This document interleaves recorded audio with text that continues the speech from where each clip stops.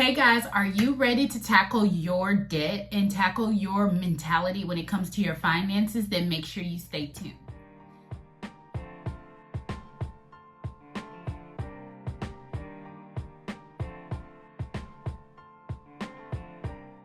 Alright guys, my name is Alex and I'm a wife and mother of 3, and I'm on this journey called life just like everybody else trying to figure it out. And today guys, I'm coming to y'all because I need the accountability, okay? I am a mother of 3. I work full-time outside of the home, and I have recently picked up a very consistent part-time job. And so I'm juggling a lot of things, kids' activities, all of the things, right? And we are approaching a new school year. And so I really want to come on here and hold myself accountable. I've still been on my financial journey, guys, and I actually have a little bit of an update. So we all know that I was working on my anesthesia bill, which I paid off. Y'all already knew. I also have paid off Fortiva, and I have paid off now Synchrony since I began really getting back into my finances in October. I've had a little bit of setbacks here and there, and I'm just trying to push forward.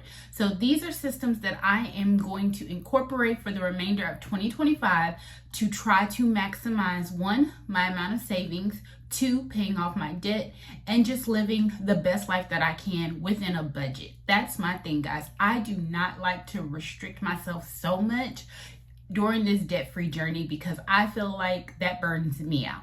Everybody has their preference, but this is my personal preference, that I still put money aside to be able to treat myself as well as pay off debt.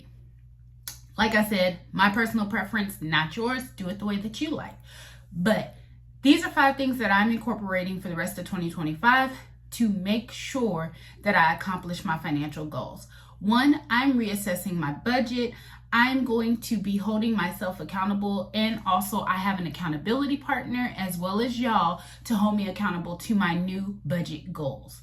So I reassessed my budget for July. I have decreased my budget for groceries during the summer, and it has been tricky, guys, but I feel like I've been able to do some of the other things that I'm needing to do. So I'm going to continue to do that. Going into the school year, I may not decrease my grocery budget because honestly and truthfully, guys, with buying the kids lunches, snacks, activity things, it gets costly, and I already have a kind of reduced grocery budget compared to a lot of people that have 3 growing children.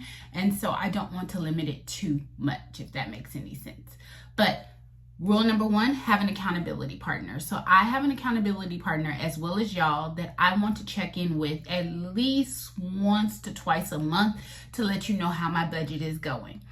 Also, number 2, I want to track every single expense. And I don't want to wait until the end of the week. I actually want to find time to track my expenses every night before bed. Why? Because I will see where I stand. Sometimes when I wait until the end of the week, I may have overspent in a category, or I may have to move things around. And I really want to be very intentional on what I'm spending and what I'm spending it on. Rule number 3. I'm going to go back into my expenses and see where I can cut. I have recently cut my car insurance.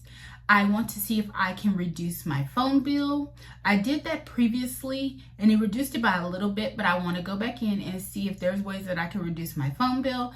And then my internet has been going up like $5 like every couple of months or whatever. So I want to see if I can reduce that as well.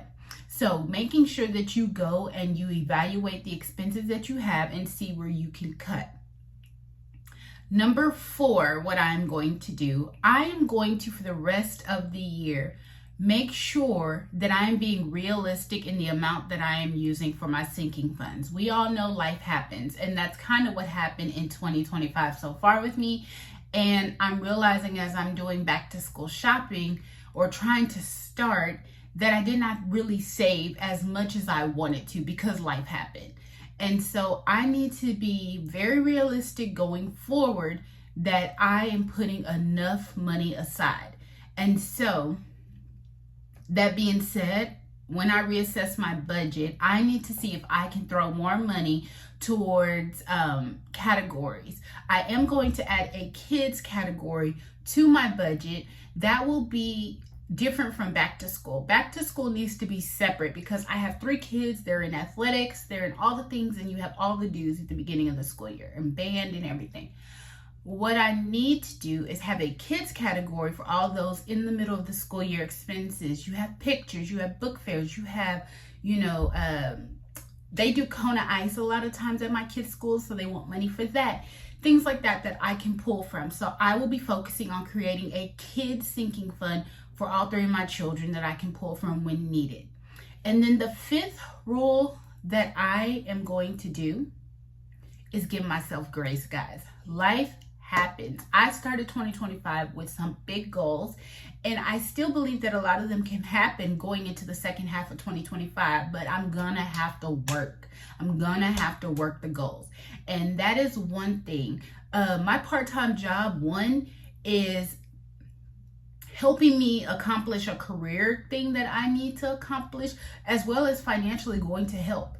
And so when I am tired, when I am worn out, when I am overwhelmed by working 2 significantly packed jobs, I need to remind myself of, 1, my purpose in doing it, and then also give myself grace.